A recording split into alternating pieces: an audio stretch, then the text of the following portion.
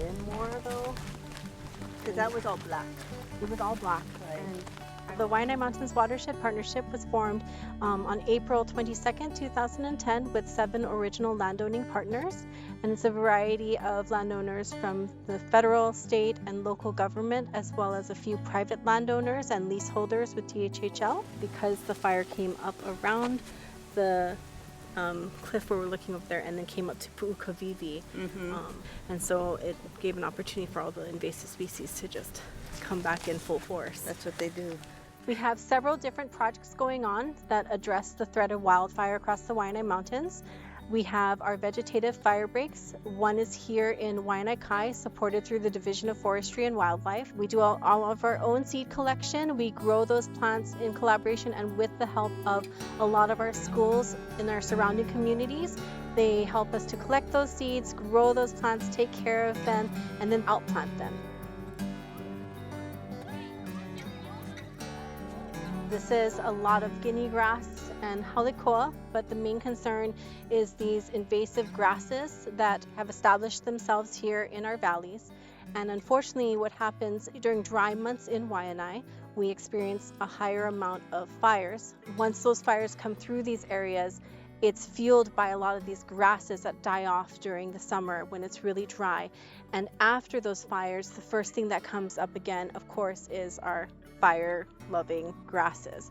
So instead of our native plants coming back first, we see grasses come back within the first week or so after a fire. So that grass fire cycle continually happens.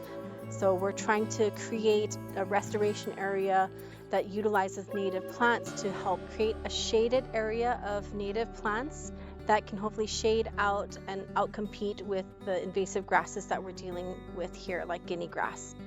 The second reason is also it helps to compartmentalize the areas that have grass and give our firefighters a chance to fight those fires and respond. But you can see the stark contrast between out in the open sun and under a shaded fire break. It's so much cooler, right? It's like 10 degrees cooler almost.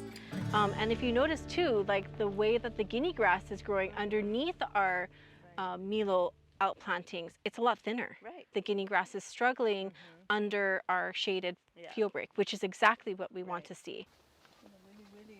The other reason we also use native plants is it's also great for creating our own seed stock. These outplantings were from about 2 years ago, and we collect all of our own a'ali'i seed, and here's really cool examples of a really deep red a'ali'i, and then the contrasting colors with the silver leaves of the ma'o. You've got some pohinahina. We are in the end of the wet season, so there's a lot of grass growth that has come up in between our native outplantings. But during the summer months when it's drier, you'll see a stark contrast between the green of our native plants and the brown and straw colors of the grass that dies back during the dry season. Sadly, we have had some large fires out here in Waianae since the start of this project.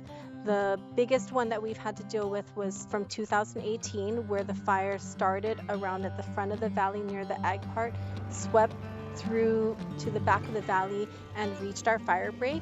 Fortunately, it allowed our firefighters time to address the fire and stop it in its tracks here where the fire break is. And then the really amazing part about all of that as well is that the fire break did bounce back, and we see those plants have recovered, and now they have grown up to about 5-6 feet tall. So the fire break is supposed to help with preventing the spread of a fire either way, whether that fire starts up Mauka and starts going down towards threatening our communities, or starting from the community end and coming up Mauka. So our hope is that it creates that vegetative barrier along the western urban interface to protect both the community and our Mauka resources. I think there's a variety of things that need to happen in order to improve wildfire prevention here in Hawaii. Definitely more awareness and community involvement, community engagement to really understand the devastating effects of a wildfire here in our island home. Definitely more funding. We need a bigger workforce that can help to address wildfire issues.